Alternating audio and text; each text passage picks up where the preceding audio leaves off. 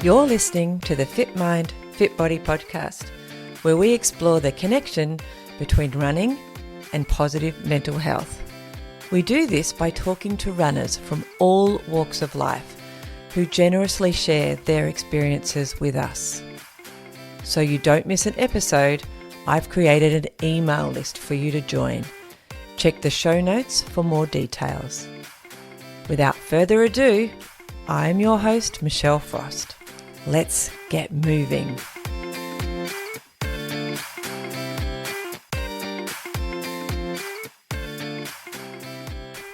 Today we have an incredibly inspiring guest on the podcast, the one and only Millie Clark. Millie's journey from little athletics in St. Leonard's to competing in marathons across the world, including the Olympics, is incredibly remarkable. In this episode, Millie shares her love for running, her early challenges and the lessons she's learned along the way. She provides fantastic tips for runners of all levels, from starting slow and setting small goals to staying motivated and enjoying the process. Whether you're a seasoned runner or just starting out, Millie's story and advice will inspire you to lace up your shoes and hit the pavement. So get ready to be motivated and learn from one of the best. Let's dive into our conversation with Millie Clark. Enjoy. Today on FitMIND FitBODY, I am really excited to bring on a Millie Clark to share with all of you. Millie, hello. Hello. Nice to meet you. It's kind of funny to we have this kind of chat before we get on, and then I'm like, hello again for the second time in the last 5 minutes. It always feels weird. Anyway, Millie, it's a delight to have you on. I have, as I said to you before, been wanting to talk to you for ages. You're a bit of a legend here in Tassie, so wanted to bring you on and share you with everyone. Let's start, though, with Millie when she was younger. Where did you grow up? Tell us all about that, because not everybody knows. I grew up on the mean streets of St. Leonard's, right near the track. Oh, well, that explains a lot. Yeah. Yeah, well, I don't know. It wasn't that much of a track back then. It was kind of that like ashy, cindery, gravel type thing. It wasn't a nice track, 30 years ago. But, that's funny.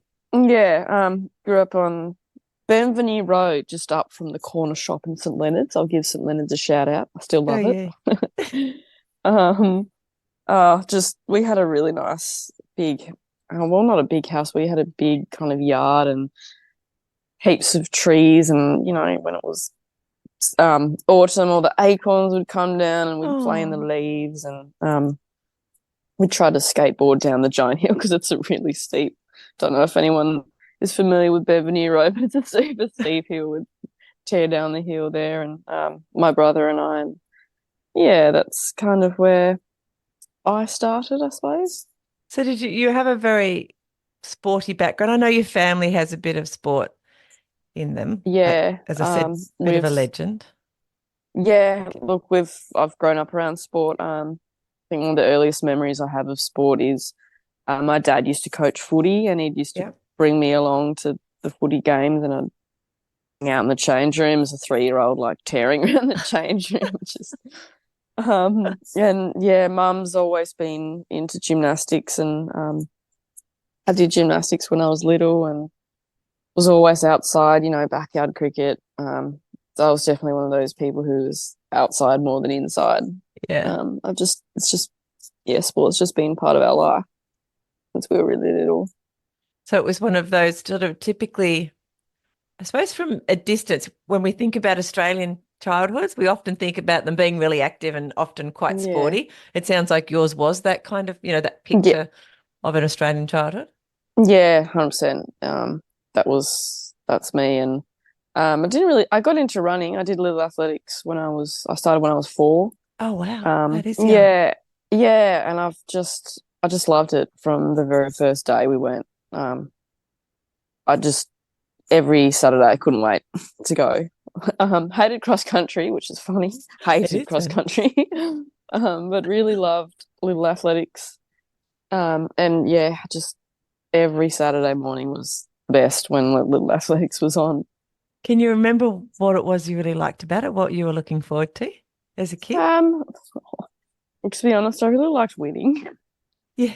Well, don't we I all? really liked winning, and I really loved. We used to get these um, little patches that you could sew onto the back of your uniform, and Yeah. every 25 events you'd get one every 50. And I just really loved getting those little patches that Yeah. you could sew on and Yep. collect.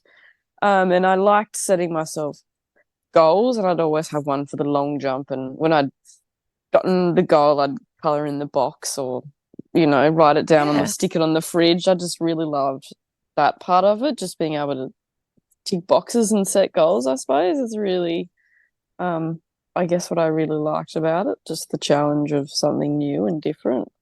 I feel like that's probably followed you through in your life as well. Like that's been Yeah, quite a skill that you've adopted with what you've achieved as well when you've gone on with these yeah, I things. think it's Yeah. just Hmm. it's just something that I do. I just like to, if I don't have a goal, I just feel really lost. Yeah. Bit Um, floaty.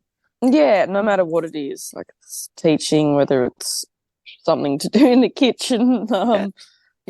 just anything. I just like to have a goal and something that, helps me work towards it. Yeah, that's very interesting. So you didn't like cross country. No. So which is interesting itself. What did you think was it too hard? Like what was it that Oh, you thought when you were trying to go? yeah, I honestly just really hated the pain. It's a different kind of pain to like a 400 meters. Yeah. Like I really liked, that lactic acid, Yeah. legs burning, you were done in a lap, but that um, pain of a 1500 meters or a 3K or a 5K when I was younger, I just thought, no, I can't handle that. I just liked it to be over and done with really quickly. So did you win them because you wanted it overdone really like quickly? No, I didn't even go in it, to be Oh, honest. that's Didn't even hilarious. go in it. Oh, that's funny. I remember, and like this is you can't do this these days, but I remember in I think it was grade 3 maybe, at school cross country, we used to run, and there was a loop that you'd go do this loop through this forest where like Yeah. no teachers or no one was, and I think they just trusted that you'd do the loop properly and you know come back out. Well, like I ran in there, I hid in the bushes, waited for the first and second girl to come through, and then I popped back out and make it seem like I'd actually run it, but I hadn't because I hated it that much. I was That's so smart funny. though. I didn't win it. I was strategic. I was like, well, I'll come third, and that will make it seem realistic. We it reminds me of a story when I had one of my children in Sydney. I was living there and I already had two. We went in the city to surf, that famous run up in Oh Sydney. yeah, Yeah. yeah. And Natasha, with the baby, was only like, I don't know, 6 weeks old, maybe less. So we're pushing her in the pram and we happened to have some other friends with us. And we got to a point where it must have been about 2K and even Elvis was passing us. And Natasha wanted to breastfeed or something. So we sat down at a bus stop and I don't know, dinosaurs and other things that were in the Yeah, race went past us and we went, yeah. this is ridiculous. So we went and had a coffee and sent our son off with our friends and he finished it at, I don't know, it was like 8 or something. And we got a taxi to the end. We could easily, we realized when we got there, have gone in with the group because we still had our tags Absolutely. on and stuff, and nobody would have been any of the wiser apart from our Absolutely. children. So we decided Yeah.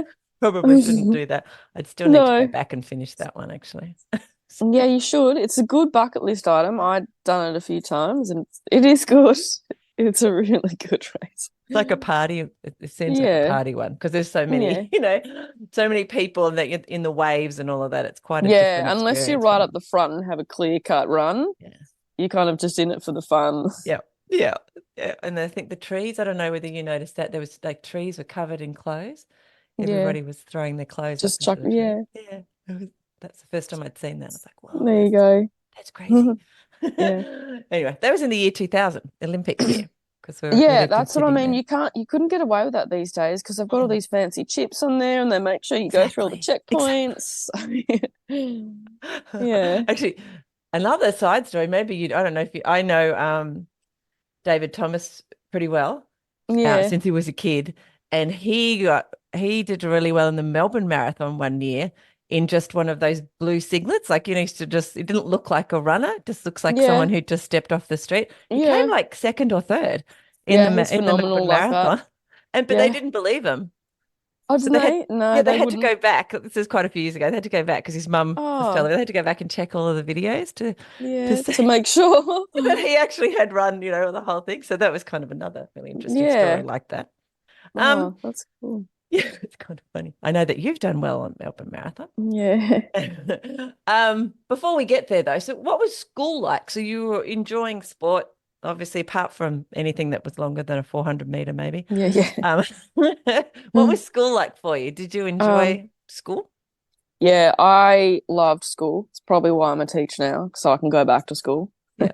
Yeah. I just loved everything about school. I was really my mum and dad are both teachers as well. Yeah. So I think school and teaching is just part of our family. Yeah. I don't think I ever missed if I had to miss a day of school, I was like, even if I was sick, dying, I was like, no, take me with you to school. Oh. Um, yeah, and I mean, I was good at school, I Yeah. suppose. Loved loved everything about it. Loved PE. My PE Yeah. teachers were always really nice to me. I thought PE teachers were just generally nice. Yeah, they are. But yeah, I loved and also just learning all the new sports. Like I wasn't great at netball or I wasn't great at t-ball but I Yeah. just loved having a go at them, you know. Yeah. Yeah, and I had a really good group of friends and um yeah, I just have nothing but fond memories of every school I've been to because I did go to a fair few growing up. We moved around a lot. Okay. So Yeah. that because your parents are teachers, they were like moved to Yeah. different schools and things. Yeah. We moved to Germany when I was 11 Oh, wow. because my parents worked at an international school Yeah. and taught over in Munich. So we were there for a few years and then we moved to Indonesia, same reason. And I graduated high school in Indonesia and then went to America on a scholarship to Wow. university for a while before coming back to Sydney. So you went to school Um, in all different places. yeah, yeah. So and no matter where I was, I loved school. It's just one of those things that I've always just really enjoyed, I suppose. Did you find running in all of those different places at school like similar, or did you find, some kind of that is not a pussycat? No, it's my wallaby.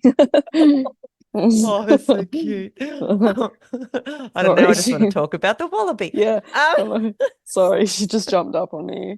that's fine. That's the first. They've had cats Yeah, and dogs and all sorts of other things, but not a wallaby. yeah. She's a little rescue. So I Oh, mean, we can get to her in a while. yeah. But oh God, She just hopped away. yeah. Um, yeah. I think running was, I guess, one of those things where you can do anywhere. Mm. So it really, no matter where we moved, I found I adapted easily because I could just put on my shoes and go for a run. Yeah. And even though I didn't speak the language, in Germany or Indonesia, it was something that I could do on my own. Yeah. And just that really helped me get through, if I was homesick or frustrated or, just adapting to a new place. It was one of those things that's kind of like my rock, I suppose. I love that. Yeah, That's how I see running as well. yeah. And every time now, even when I travel somewhere new, the first thing I do when I get off the plane is just go for a run, just to get my bearings, figure out where I am, adapt to a new spot. And that really helps get me settled and, Kind of grounds you a bit find my too in that place. spot, doesn't it? Yeah. Mm. I love it. And Yeah. gives you, as you said, your bearings, which is a really good way to put it. Did you find in Asia, because we've done a bit of travel, and I know when some parts of Asia when I ran, it was unusual. In fact, we lived for a month in Lombok in Yeah. Indonesia, Oh, wow. and it was really weird to see someone like for the locals to see someone running who wasn't trying to catch a bus or catch a cow that had run Yeah. away or something. Yeah. It's like, why are you running? It's just weird. Did you have Yeah. those experiences? I think you nailed that one. It was weird to see, especially like a little blonde girl.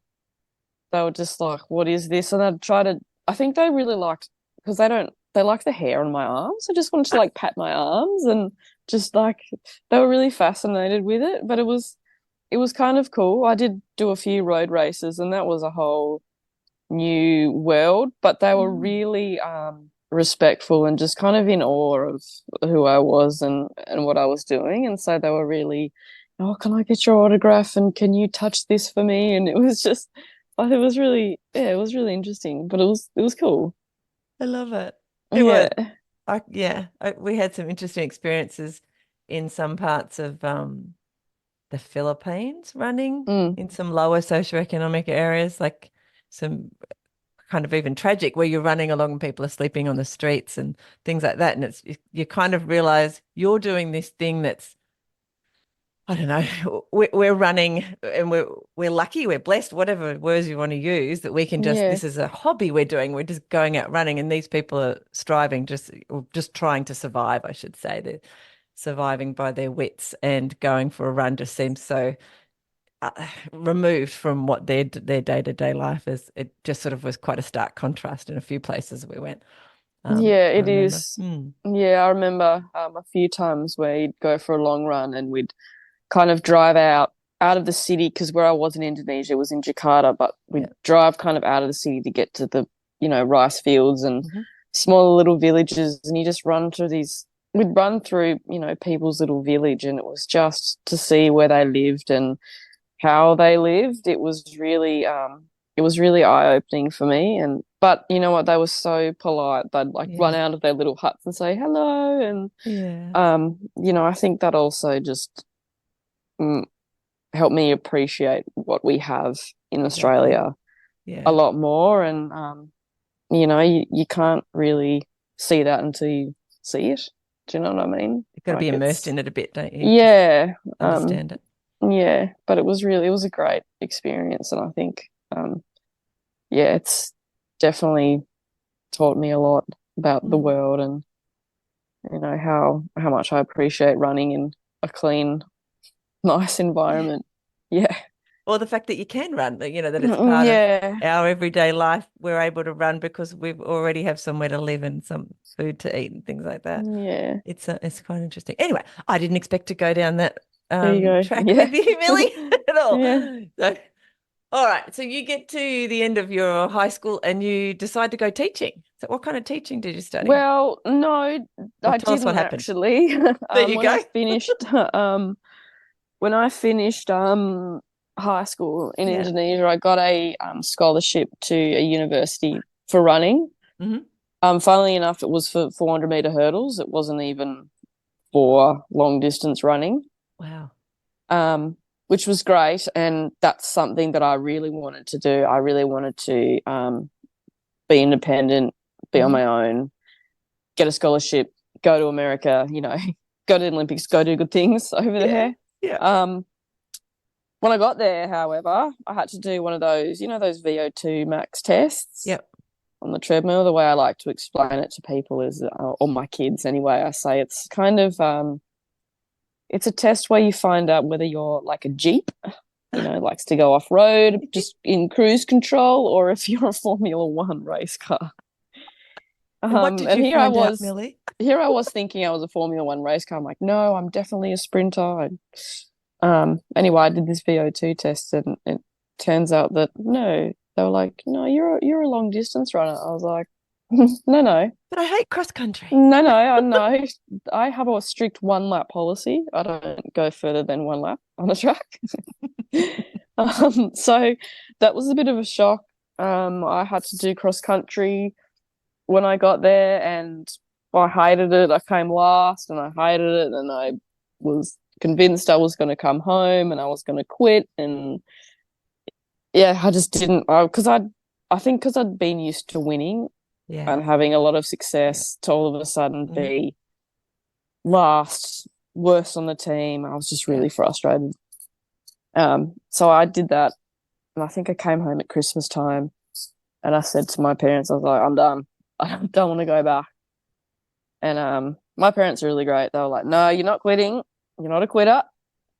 Hang in there. So I was like, oh, gosh, all right. So I did train. I trained and I trained and I trained. And by the second season, I actually had a lot of success with cross country. And I think because I had some success, I started really liking it. Yeah.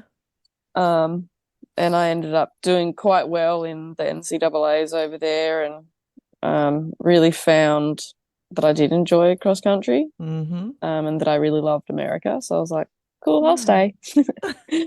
But I wasn't studying teaching. I was studying neuroscience because I find the brain and the mind and people really fascinating. That fascinated me a lot when I was over there. And so I studied that, and I didn't do anything with it, but I did learn a lot. So I came away with this neuroscience degree that didn't really use, but I learned a lot. And you probably do use it. Like you use the knowledge in your everyday life and how you interact with people. Yes, and I understand people and I understand the brain, and I think that's really helped me. It's not my profession necessarily anymore, but I'm really glad I did that. I'm really glad because I feel like it has really helped. I wish I'd studied neuroscience. Yeah, that's one of the things I'd love to have studied. Oh, I still can, but I'd like to study. You still can. Exactly. You still can. And then even then I didn't jump into teaching. So I moved back to Sydney in 2010, I think. Yeah. And I studied nutrition. Again, one of those things that I was interested in, probably the sport nutrition part of it, just because I was into running and I wanted to know, how to be the best you can. The best I can. And I liked the idea of being a dietitian. So I studied that, got my master's in that, and practiced in Sydney for a while. Yeah. Being a dietitian in Sydney was great because I was always busy. Yeah. I always had clients and I was always busy. But when I moved back to Tassie, I just found there wasn't that client base for it. So that's when I decided to do teaching. I'd always thought I'd be the black sheep of my family. I was like, no, I'm not going to be a teacher. But anyway, I am a teacher now. I gave in. What kind of teaching did you go study? Primary. So I've got a year 5, grade 5 class at the moment. I really like the primary aged kids. I find that really rewarding, and it's I like being able to share, my story, and I feel like it helps me be a better teacher. That's awesome. Yeah. I did infant teaching, although then I had 5 children, decided I just didn't want children, teach children all day, then come home and have a house full of kids. That was just enough. So went on and became self-employed instead. But teaching was wonderful. I'm glad that you enjoy it, and that, that you're able to impart all of that other amazing stuff that you've done. Because it's not like you just went, as I initially suggested, straight from school into teaching. Yeah. You've had all these other experiences you can share with them. Yeah, and I think I sometimes think, I wish I'd done teaching earlier, but I think if I had, I probably wouldn't love it as much or be, I guess, the type of teacher that I am now, because I do have all this other experience that I can now bring with. And it's not, teaching these days isn't just, I don't think it's about teaching, how to do your times tables and long division. It's about teaching kids to be, adaptable, resilient, just good humans. And I think that, now that I've come with so much experience elsewhere, I can do that. I love in the classroom. Yeah.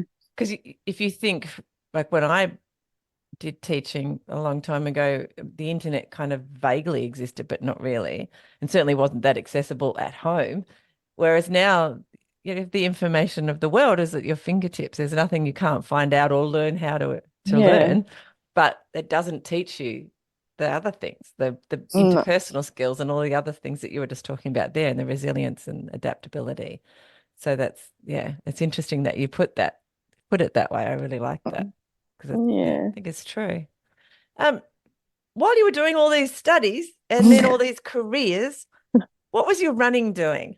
Um, well, it was, I guess, in America, it was a big thing because I was there on scholarship. Yeah. That's what I was there for. Yeah. And running came first. And the coaches would they would talk to my professors and say, no, she needs an extension on this or whatever Handy. assignment. And yeah, it was really handy, really handy. Didn't help my procrastination though, because I'd always be No. like, ah.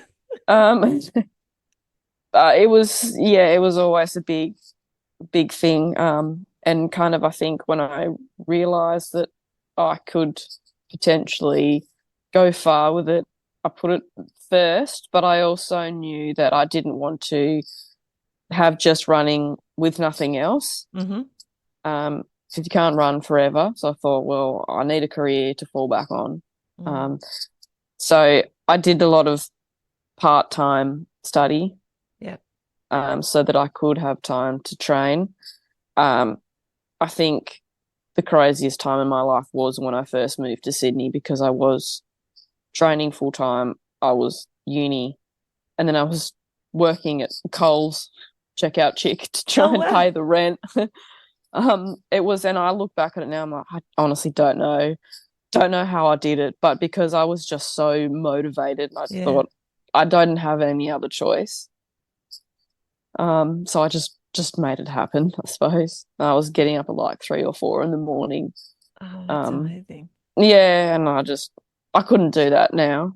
I don't know how I did it back then, but I was young and full of energy, I suppose. Often I'll ask people whether their running supported their university degree or their study or their progression through their career or whatever.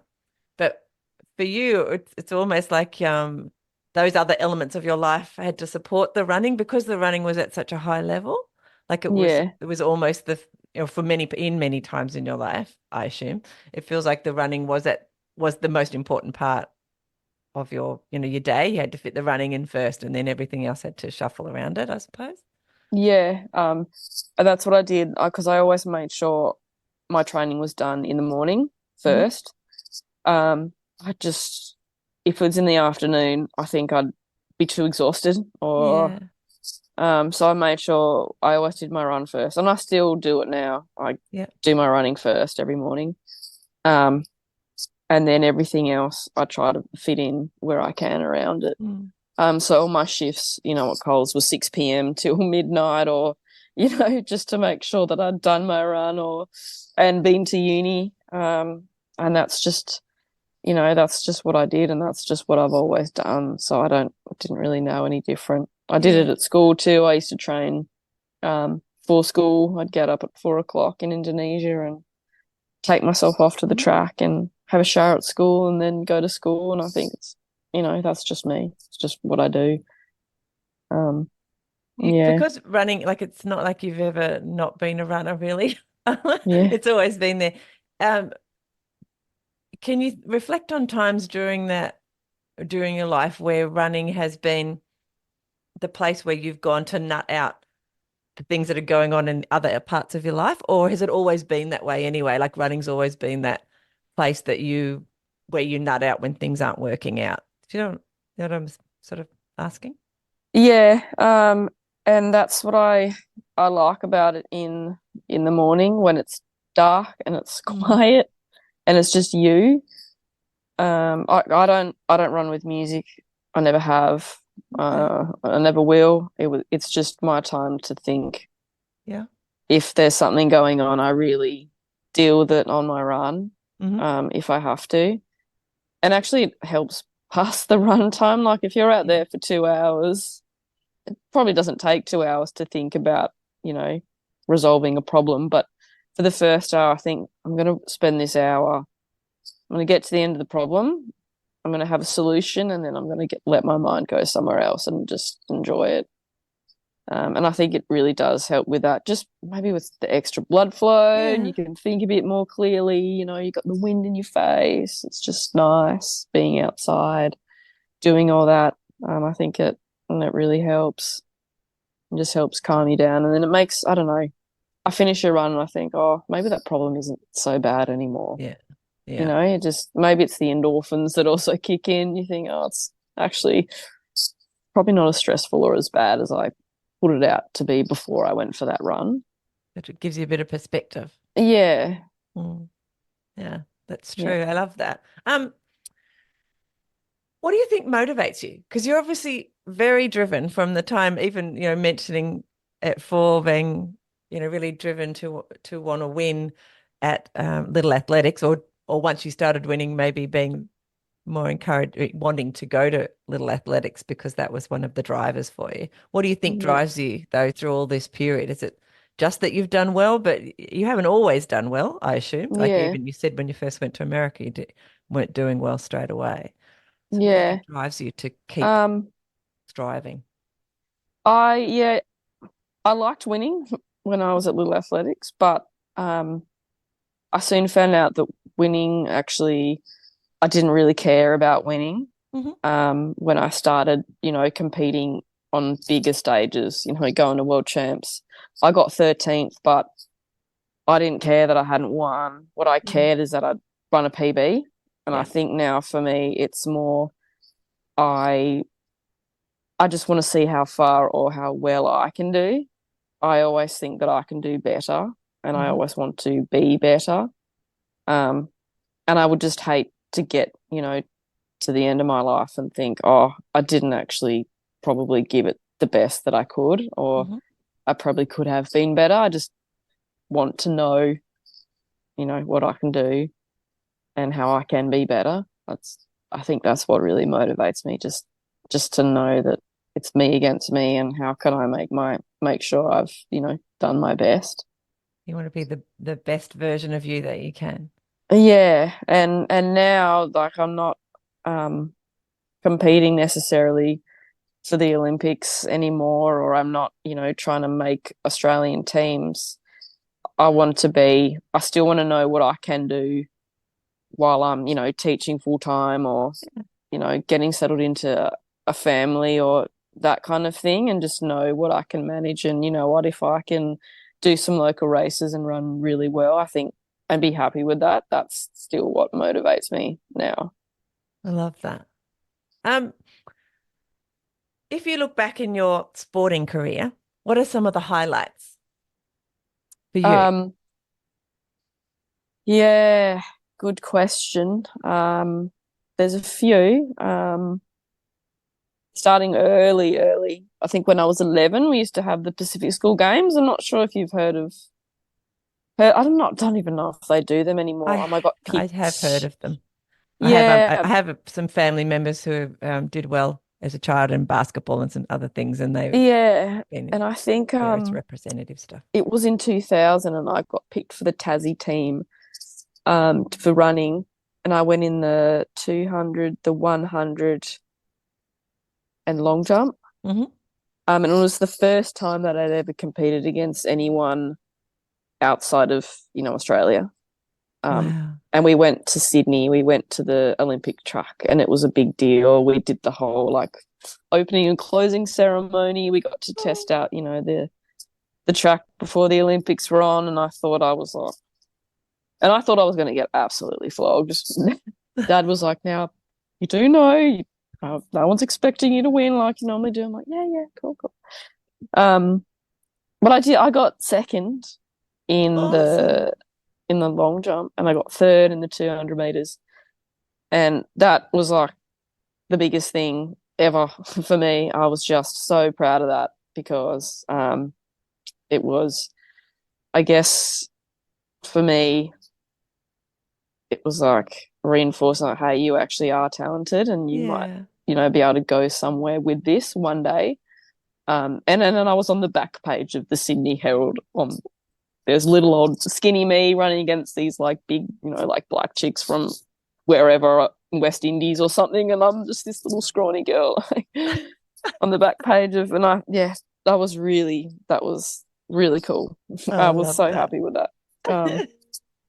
That really helped keep me going, and I just thought, nah, one day I'd love to go to the Olympics and actually do this for real. So that was one of my proudest Yeah. moments. The other one was probably Amsterdam Marathon. That was Hmm. my first marathon. It was really, I don't know, it was one of those things. It was like surreal because I ran a 2:29 and qualified for the Olympics, and I didn't think that I would. My coach kind of at the time, he just said, "Oh, why don't you just go run a marathon?" I was like, "Yeah, no, no, not really keen for a marathon." But I trained and I thought, oh, if I do really well, I could run 2:32 maybe. And I ran 2:29, and I just remember running.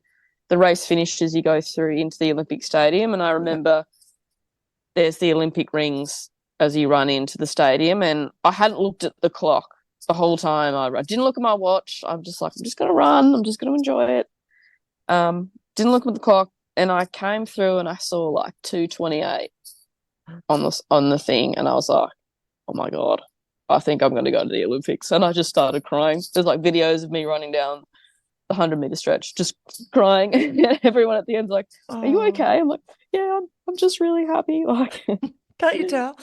yeah, it was, yeah. And when I think back to that moment, I was like, I was so stoked with that. And it was really awesome.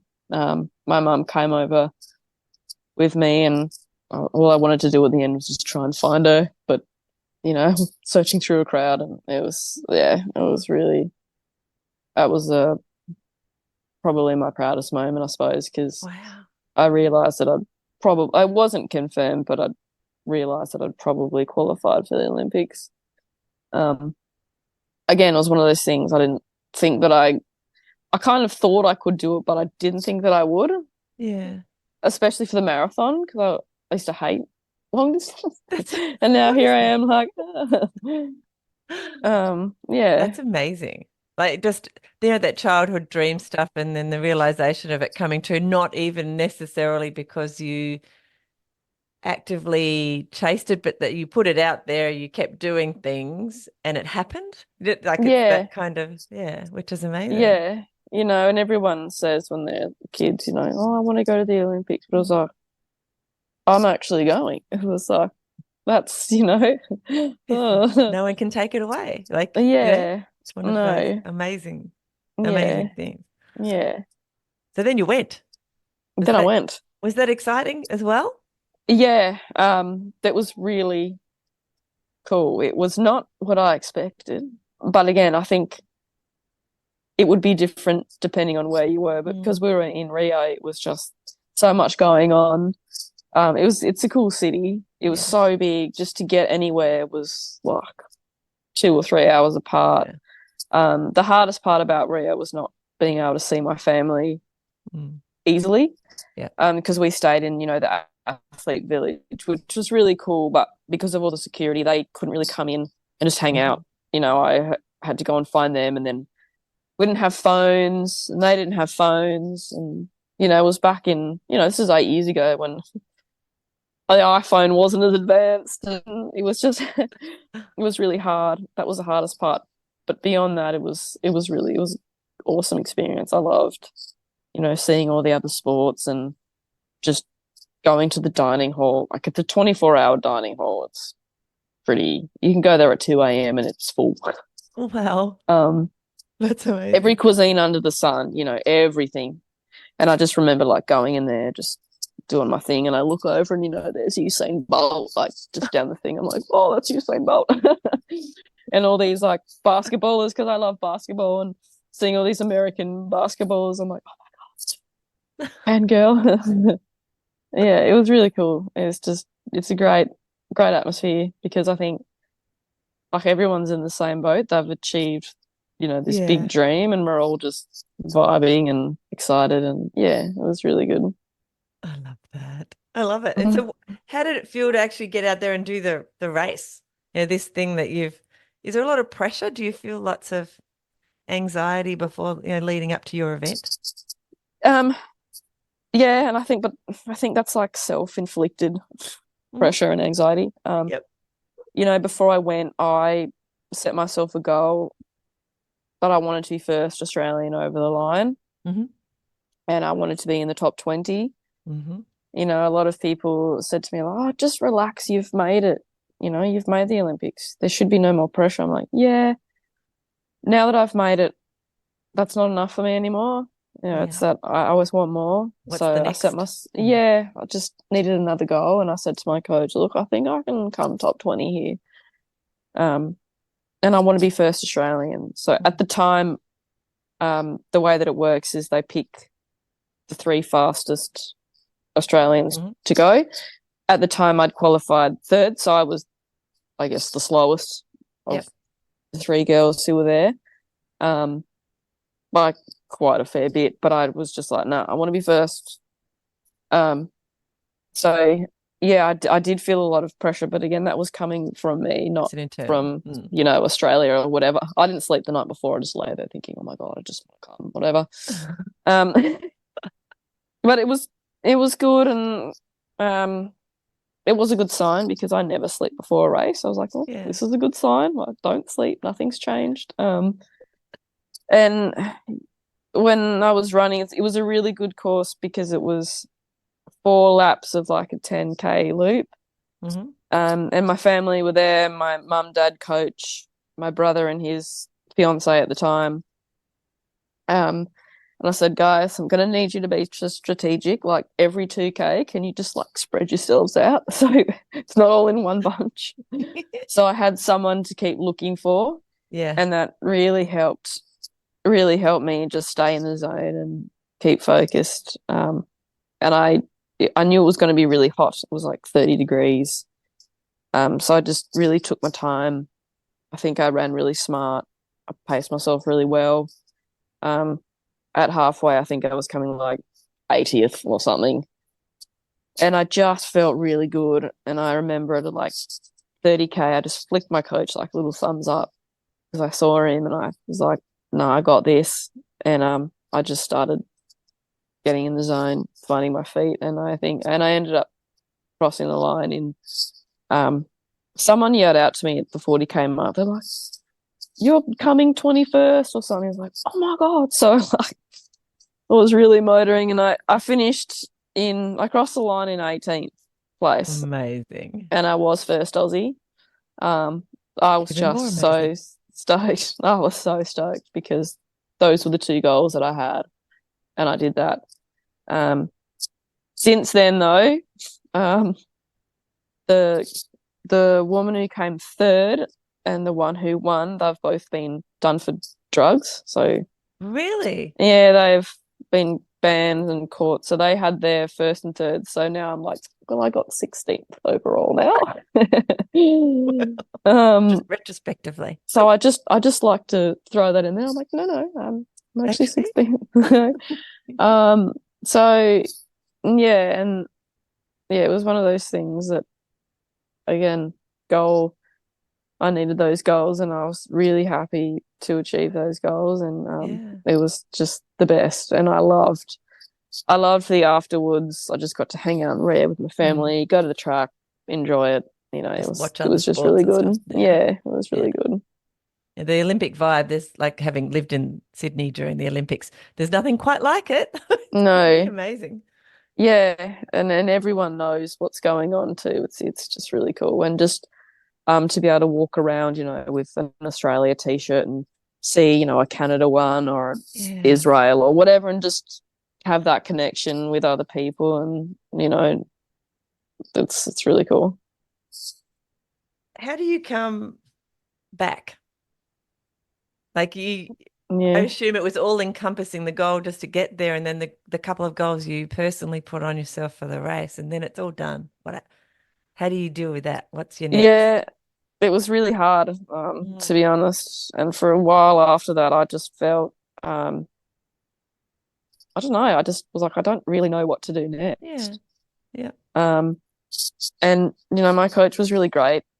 And he said, why don't you just chill out, focus on your nutrition, Hmm. find yourself a job that you really like.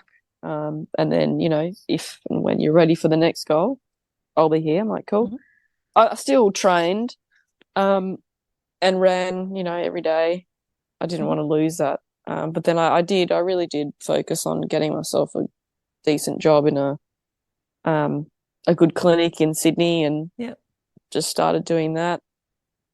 Um, then I think the world champs came around in 2017. They were in London, and I thought, yeah, I'll give those a go. I'll go over there and run for Australia. But I don't know. That race was horrible. Horrible. Oh, I didn't go very well, and I got yeah. yeah. I think because I'd had such high expectations coming off Rio, Mm. I just thought, oh yeah, this will be. I can come top 20 again, and I'll be fine. And um, I wasn't. I think Yeah. yeah, it was one of those another good learning moment that unless my heart was really, really in it, Mm. I'm never going to perform very well. And I don't think for London my heart was really, really in it. I just Yeah. went and expected to do well. Yeah. And that was really my undoing. And I thought, oh, that's a good life lesson learned for me. Now, if unless I really, really want something, it's not going to happen. And I can't just go and expect that it will because I have done it before, if that Yeah. makes sense. Yeah. Because of the work that needs to go into it as well. Yeah. Not to mention the stuff up here that Yeah. needs to go into it. Yeah. They do what we learn more from the things that don't work out often than the 100%. things that do. 100%. 100%. And that's what I've taken away. So every time I do a race, I make sure that I really want to do that race. Mm. Or every time I set myself a goal, I think, oh, do I actually really want this? Because if I deep down I don't really want it, it's not going to happen just because you say it, you know. Yeah. You have to really, really want that, and that's what I've learned about myself from that world champs is that I have to really, really want it. Mm. Yeah, What do you really, really want now? yeah. um, oh, honestly, I really I've had a couple of years like not off, Yeah. but I have had a few down years. Well, I've run every day without Yeah. fail, but I haven't really had a running goal. Mhm. At the moment, I really, really just want to dig my teeth into my teaching career and be a Yeah. really, really good teacher. I want, people to know me for more than just running now. I'd like them to think, oh, hey, yeah, I'd really like to be in Miss Clark's class because I know she's a great teacher. Yeah. That said, I really want to run Gold Coast Marathon, and I really want to run Melbourne Marathon this year and finish highly. Yep. And do what I can, I suppose. Like if I could run a low 2:30 and finish in the top 3 for those, I'd be really happy. Yeah. Because I think that's what I'm probably capable of while managing my teaching load as well. So yeah, that's what I would really like these days. So you run every day? Yeah. Okay. Yeah, I Have you can't always like done that? Is that a thing? if I don't Yeah. run, I get a headache, I get hangry. When I have to travel overseas, it's just like it's not a great 24 hours. I start like pacing up and down the plane or around the airport. And has that always been the way? Like, have you always been a pretty much everyday runner? Yeah. Yep. I feel lost without it. I And really feel lost. I'm pretty sure I've seen you in a moon boot. So what happens when you get injured? Oh gosh, when I'm injured, yeah, that's also not great. I hated that moon boot. It's sitting over there, and I can Yeah, see. see, yeah. I know I need to. I'll cross train. Yep. I'll swim, even though I hate swimming. Or I bike. I think I just like the activity. Mm-hmm. I like the feel of doing something. I Yep. like being active. I like getting outside, but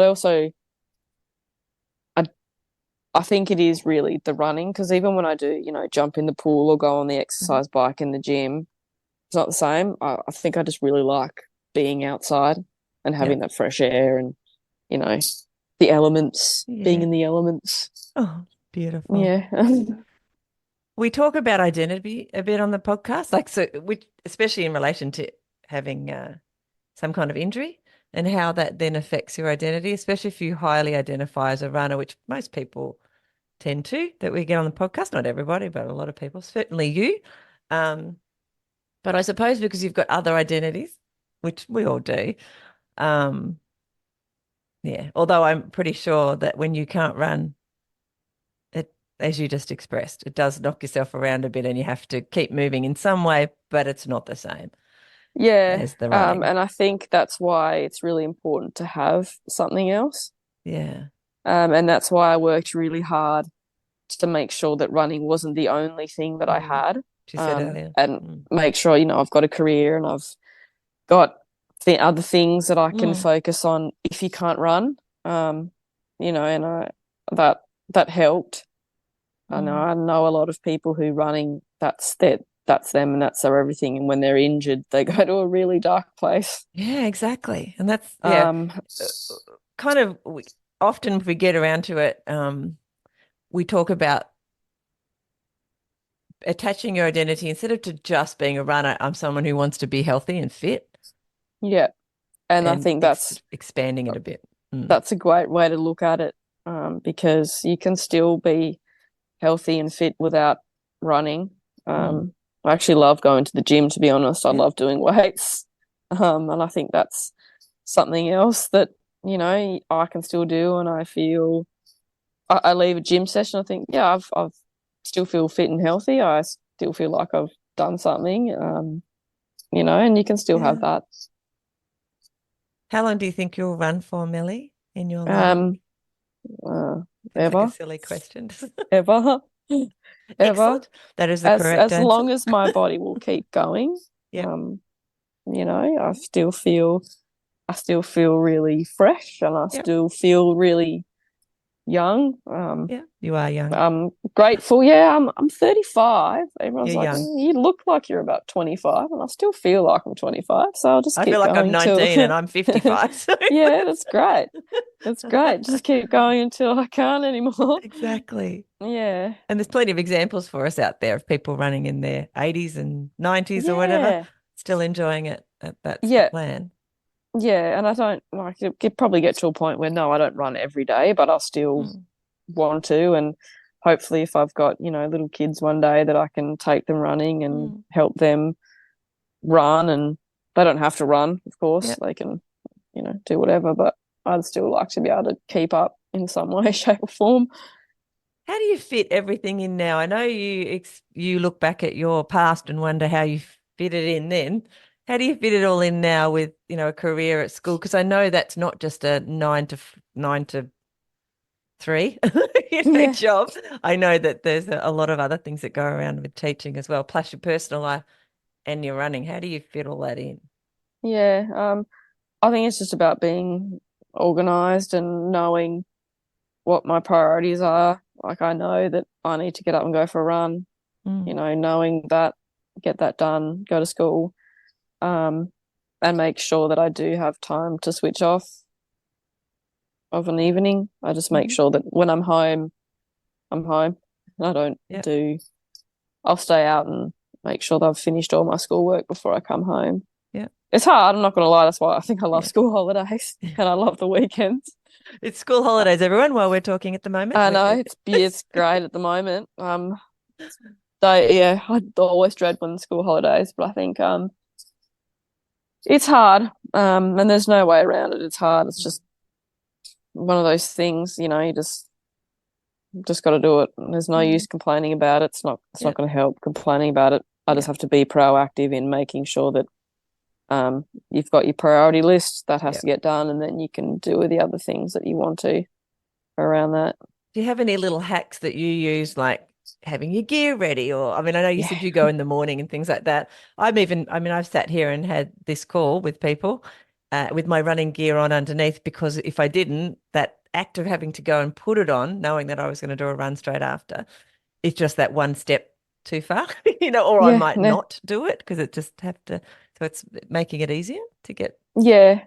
No, and I think the easier you can make it for yourself, like, well, the easier it is. Yes, I get my clothes Mm. out the night before. I check the weather. I make sure Yeah. I even put out a t-shirt or a long sleeve just in case the weather changes overnight. Um, I always have, like, when I make dinner, I make a lot, so I've got lunch for the next day. Yeah. That's already packed in my bag, ready to go. Yeah. Everything's all packed. Everything's just done, ready to go. So it's easy and it's one less stress I try to do, you know, grocery shopping on the weekend, so there's, enough food for the week. Yeah. Plan out my meals. I mean, I don't know exactly what we'll have.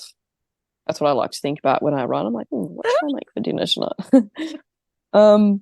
Yeah, but at least I've got, the stuff there to make Yeah. something and Yeah. have enough of it so that, it's one less thing you have to worry about or think about. And I'll have all my lessons ready to go so I can just walk into school, be Dash it out. there, be ready. I think the more organized you can be. I don't know, it's easy to say that, but I think Yeah. once you start doing it, it becomes a habit and you just do it. I've been doing my menu for a week or 2 weeks ahead for like 30 years. So, Yeah, so I do know what we're, so just like you, got the food is in the cupboard, but I do know exactly what we're eating. I'm yeah, flexible, and but we have it. I don't yeah, think about it. There's yeah. micro Like, okay, decisions take there's energy. yeah, it's like there's chicken in the fridge. Oh, okay, well, let's, chicken schnitzel or chicken curry, something, it Yeah. doesn't have to be, but as long as it's there, it's ready, you can do it. Yeah. It's Make it one less easy for thing. yourself. Yeah. Exactly. So you don't have kids yet, that's right, of your own? No, You no, I've have a got Joey. I have a wallaby, yes, a rescue. Um, we had fish, they died. That Oh, was a sad day. I yeah, no, just her at the moment. well, you sound well prepared with all of that, like, getting lunches ready and all of that. That'll a child will just slip in there, Oh nice and yeah. easy. Well, actually, I Yeah. shouldn't make it sound that easy. No. But, but you've got some of those things down. Yeah. Um, I wanted to ask you if there's a time in your life where other things were going on that weren't so great, but the running, you can really remember it helping you get through those times. That, if that makes sense. So it's not so much that the running wasn't working so well, but it really supported stuff that was going on in your life that wasn't so great. You don't have to give us the Yeah. details, but can you remember times like that Yeah. happening? There were times, and I'm pretty sure my dad wouldn't mind sharing. He was going through cancer and Mhm. radiation, and I think he was having treatment in Sydney, and he was living with me at the time, and um, I remember going for runs and sometimes just crying while I was running Yep. because I didn't want to cry, around him, and I wanted to Yeah. be strong when he was around, and make sure that I was always happy and positive. But I really needed that outlet, Some processing time. Mm. and that was something that I could go and run and Yeah. cry and process it, and that helped me get through it and helped me be better for him as well. Yeah. Um, and yeah, without running, maybe I could have gone for a walk, but I also felt like while I was running, I often like I would reflect on the times that, dad, I'd gone for a run with dad, or he'd coached Yeah. me, or, he took me to little athletics. That was really nice to think about him while I was running and remember that good times. And, it was just a really nice place to do that. Yeah. That sounds really powerful as an Yeah. exercise to be able to process what was going on. Yeah. And it was almost like while I was running, for him. Mm. Um, and having Yeah. that there as well was a really nice, yeah, it just was a really nice way to kind of deal with that and have it help me get through that Yeah. that hard time. Yeah. That's a great example. I've been going through some of the same. My dad's battling cancer at the moment as well, and so I can totally relate to what you're saying. So thank you for that. Yeah. Is there, can you imagine? This is a question I ask lots of people. I don't, it seems funny sometimes to ask people who like where running's been such a big part of your life. Can you imagine what it would be like if you hadn't started running, if running Mm. hadn't become your sport, like what your life might be like? Well, I guess it's another positive way to ask it is what's running given your life that maybe you Uh, wouldn't have had you not chosen running yeah. as your sport? I can't imagine not doing it. Mm. I think it's given me so much more than, just being able to say, yeah, I've got an Olympic tattoo. I've been. Yeah. It's taught me to be resilient. I've gotten to travel the world. I've met so many new people. Mm. Um, I've just explored so many different cultures. It's taught me to be organized, structured, disciplined. All those things that you can't learn in a classroom, and you can't learn just, by being at home, or and you got to be brave, take risks. Yeah. All of that stuff I think has come from running. And I don't think it necessarily has to be running. If you love basketball, I'm sure you'd still get all those valuable skills from, pursuing basketball or cycling or whatever it is. But I can't imagine not having it, and I'm really grateful that it's something that I stuck with.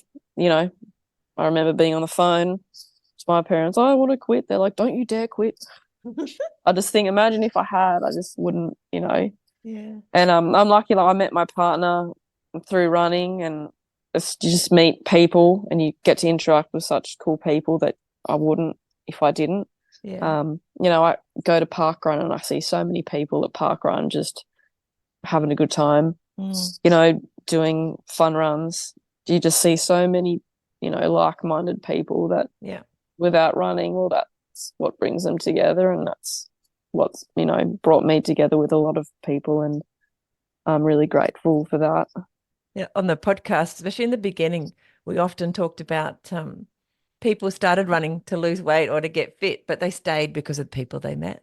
Yeah, it's so addictive. Yeah. It's so addictive, You sign up for a race and then that was really fun. So then you go to the next one, you start searching for races. And my brother and his wife just started getting back into running, and it's just been really cool to see them go from doing nothing to now all of a sudden they've signed up for the Gold Coast Half Marathon, and my brother's like, oh, I'm going to do a marathon next year. And it's cool to see that. That's so good. And I really like that. And, running's one of those things that anyone can do, like literally anyone can do. Like, I'm never going to be an amazing skier or basketballer, but, I can put on a pair of shoes and go for a run. Yeah. It's really good. That's what I love about it. Yeah. And I think everyone should run, pretty much. Yeah. Yeah. Because we're made to run.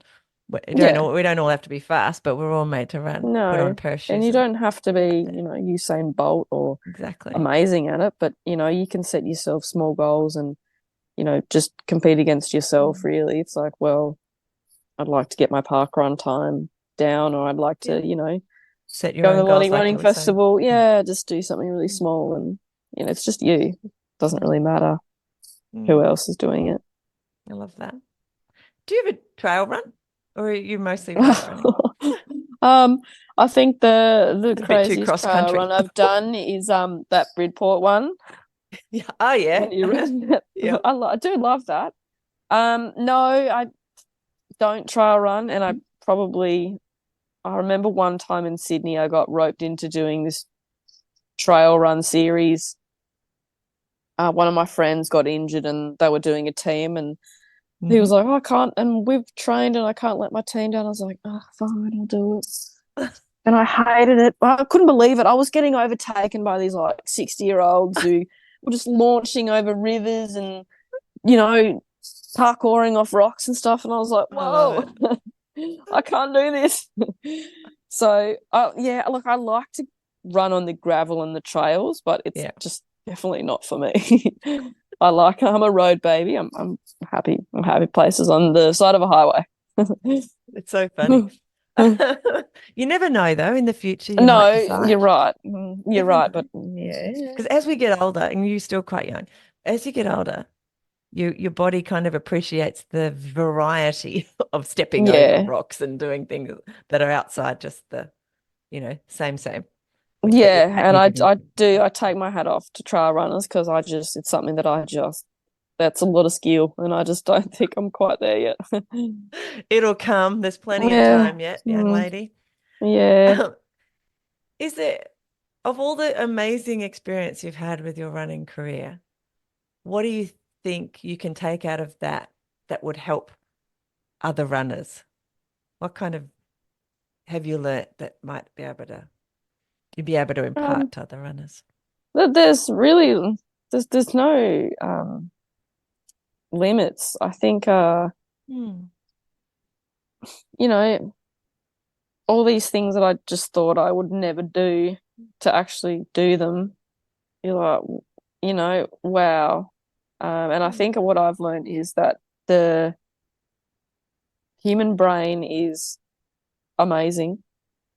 I think I've learned so much about what you can get your body to do just from your thinking and your thoughts. Um, like your body experiences pain, but if you can tell yourself or find a way to deal with that, you'll be actually surprised at what you can achieve. Like in all of my training runs, I would never have thought I could have run that 2:29, because I hadn't run faster than 3:30s. Wow. But to be in that race and to just tell yourself, no, you got this. Like, I just think there really are. Whatever limit you think you have, I reckon there's more. Yeah. And that's something that I've really learned, is how powerful the brain can be if you can learn how to use it properly. I know I sound like really sound like a teacher, but it's true. Yeah, and it's not going to come overnight either. Once you read a few interesting things about what the brain can tell your body to do, and start using some of those. Like the best book I ever read, I don't know if you've read it, it's called Grit. Yes, I have read Grit. Amazing. I'm going to put some of the stuff that she's written in there and talks about with the brain. I think I really liked that book. And yeah, just also having that neuroscience background, I just find, it's really, and it's something that anyone can really, tap into and read up on if they want to, do something with running, or it could be anything really. But yeah, our brain's pretty fascinating. That's what I've learned. There's a doctor, Ellen Langer. She's like in her 60s and 70s and spent her lifetime, she's a neuroscientist in America, spent her lifetime studying mindfulness, but mindfulness without meditation, so everyday mindfulness. And she's recently got a book out. I'll put it in the show notes. I can't remember where it is, but she talks about that we're limitless, actually. The only things that limit us, which is basically what you were saying, is what we put on us and what society puts on us as limits. We actually don't, none of those things, they're all fabricated, and all the limits that she actually talks about, the banister and all of those numbers that were put in there where we once thought you couldn't run any faster than this, for example. Yeah. And then suddenly all of those things were broken. And so then all these other people broke those records. And that was because, that limit was removed that had been sort of fabricated. So it's really interesting that you bring that up. Yeah. And that's why I think I've never really been one to, some people really are an avid, watch looker every K, they're looking at their splits. But I try not to, I just run by feel, because I feel like if I saw how fast or slow I was going, it'd freak me out. Yeah. But if you can kind of tap into your mind and really think about how your body is feeling and what you can tell yourself to get out of that, it's way more powerful than, what a watch or your heart rate can tell you. So I think you can do so much more without, those number limits on there. Yeah, I love that, because that you're kind of imposing other kinds of limits that your brain's then going to go, oh, I'm going too fast, I should slow down. Yeah, oh, shit. But you're just like, or the opposite. What if you didn't slow down? I just like, well, hang on. What if I didn't slow down? What if I could actually keep this pace up? Then you never know what might happen. Yeah, exactly. Yeah. We'll wrap up in a minute, but I did want to ask a question, because your career's been quite focused on trying to get faster, because that's what you do when you want to, get into different squads and things. Do you envisage a time where it won't be speed being a thing that you chase, that it's something else? Is that a Yeah, because that's a never ending. I mean, we just had a conversation about limit, but not setting limits. But it feels like that there is eventually a limit, but maybe there isn't. Yeah, I mean, I think being realistic, there is going to be one. At some point, I think next speed. I'd just like to chase some interesting, different challenges, like I don't know, try run a marathon on every continent, or, Yep.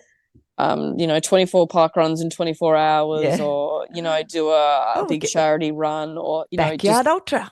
yeah, something that, I can start to do things for a Mm-hmm. greater purpose, like a charity or Yep. more awareness, or some of the bigger Yeah. city marathons, just, for that experience. I think that will be the next thing that I kind of chase. Yeah.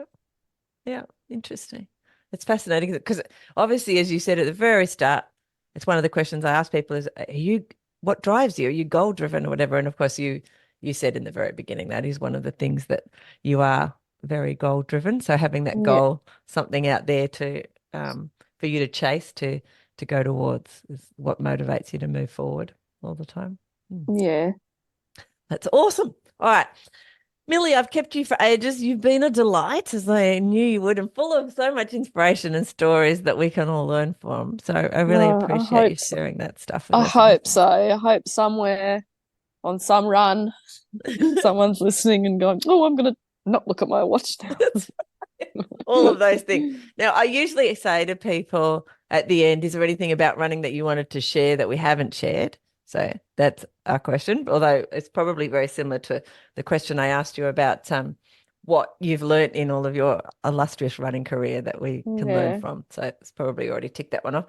So I usually wrap up with, do you have, or can I have, some tips for beginner runners from you? If somebody Yeah. comes up and asks you, how do I start running? My favorite story growing up was The Tortoise and the Hare. Yes. Greatest life lesson book. I still use it today. Slow and steady wins the race, always. Yeah. I think you can get too caught up in, I guess, trying to do too much too soon. I think you just have to be really patient with it. Yeah. Your body needs time to adapt, and that's a slow process. We don't adapt quickly, and not get frustrated or, try to do too much too soon, because that's when I think injuries happen, and then you get unmotivated and you go, ugh, running's not for me. Yeah. You know, just start slow, baby steps. And one thing I have learned is that if you miss one run, it really isn't the end of the world. I used to think, oh my gosh, I can't run today. It's horrible. If you miss one run, it's okay. It will be okay. In the grand scheme of things, it will be okay. The world will not collapse. No. So that's what I think if you're starting out, just enjoy it first and foremost. And I guess the other hard thing to do is not compare yourself to other people. Yeah. And I know that's really hard. And I still do it. it. But just trying not to compare yourself to, your friend or the person up in front of you, or your running buddies. They're on a different path. Exactly. You can't control them. They can't control you. So just control the controllables, which is yourself. That's really important. Probably being aware of it, that you're doing the comparing, is half the thing. Like, it has less power if you are aware of you doing it. And if you can't stop it all the time. it stresses you out. If you get too caught up going, oh my gosh, I haven't done as much as, my friend or whatever, it really does. It stresses you out, and it doesn't do you any good in the long run. Just be patient, slow and steady. Yeah. I love it. Wow, Millie, wonderful. Don't jump off straight away. But again, thank you for coming on and sharing so much goodness with us. Really appreciate it. It's been awesome. Thank you for having me. It's good to finally chat. Yeah. It's really nice. So thank you for having me. Pleasure. Thank you for listening to the FitMIND FitBODY podcast. I'd love to talk to you about your running journey. Send me a message on Facebook or on the website, and let's do it. I also wanted to let you know that I've created an email list so you won't miss any podcast episodes. You'll find details in the show notes and on the FitMIND FitBODY website, along with a bunch of resources on mindful running. They'll help you to get and stay mentally and physically fit. And I'll see you there. Plus, I'll be back here in your podcast player a few times a week. Hit subscribe so you don't miss an episode. And before you go, I'd really appreciate it if you would leave a review. It'll help more people to find the podcast and get inspired to start running and ultimately to improve their life. See you soon.